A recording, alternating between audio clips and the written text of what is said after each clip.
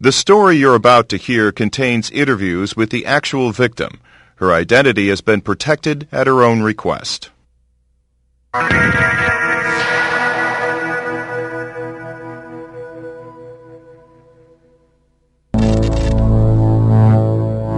just assumed that he truly was a licensed electrician, and that just wasn't the case.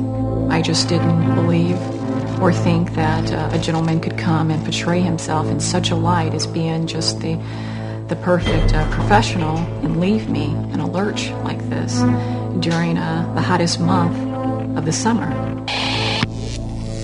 Each year, unsuspecting homeowners fall victim to shoddy electrical workmanship by fly-by-night operators.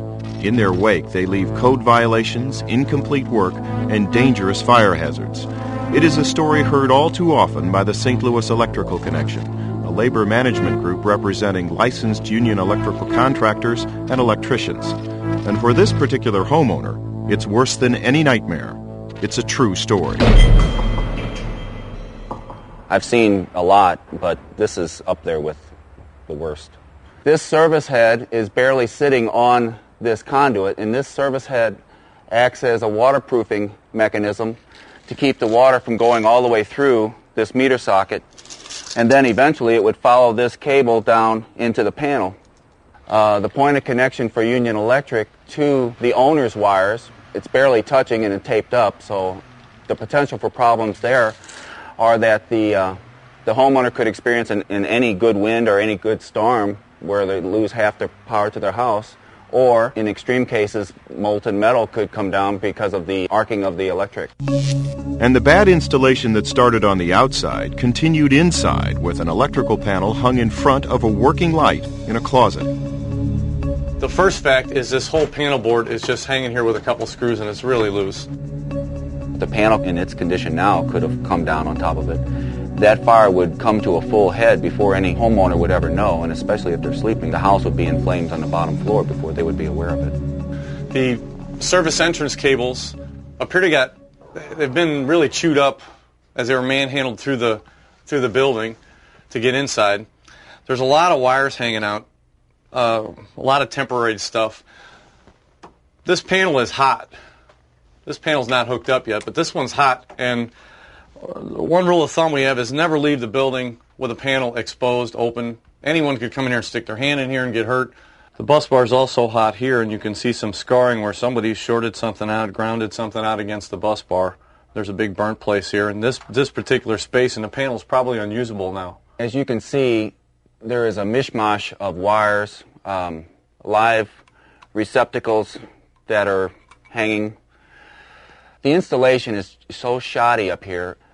Behind here is a junction box that has open splices. There are numerous open receptacles like this above the ceiling. Here is a totally improper installation of an exhaust fan. These are taped connections. They are live, as you can tell by my hot stick here. Normally, you would twist the wires together and then use a wire nut to cap these wires off and make them safe. What we've got here is another open splice, exposed. These have wire nuts on them. The wire exits the pipe, and then they've tied some Romex onto it and set a junction box, which they have done poorly also. The wire should be tucked away a little better than this. These wires are hot, and they would normally be inside a junction box behind a metal plate, which would enclose any kind of arcing or fire. Electrical fire is tremendous and happens in minutes and can cover a huge area.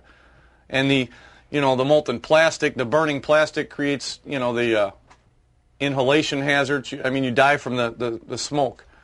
There's a tremendous amount of smoke in burning wire, and it can go up just like that. This is a bootleg attempt to obtain a ground for the outside. It just is lightly attached to the water line. Again, the reason for the ground is both life safety and for electrical cleanliness when you're referring to computers and microwaves and VCRs and televisions. Again, at the very minimum, this wire should be enclosed in this metal pipe and be properly terminated so that nobody can just come, hang on these wires, create a stress here or nick the wire in some way where it would become energized and energize your body.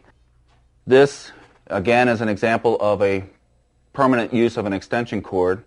The timer and this extension cord serves outside lighting, which are very high wattage on the outside, so it's pulling a fair amount of power.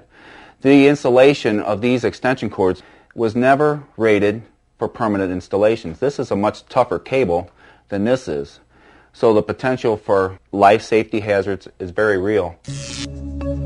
Because electrical work is extremely complex, it should never be entrusted to unqualified electrical contractors. What may look like a quick fix can cost you more money in the end, or risk your life. And why live with a potential safety hazard when you'll eventually have to pay to have the electrical work done safely and correctly? Whenever you buy and sell your home, all of these issues would come back to hit you right in the face. Any inspector, any real estate inspector, any potential home buyer is going to have a homeowner inspection, and these items just would stand out like a sore thumb. Homeowners can get the work done safely by hiring only electrical contractors who are licensed and qualified, contractors of the St. Louis Electrical Connection who support enforcement of the electrical code.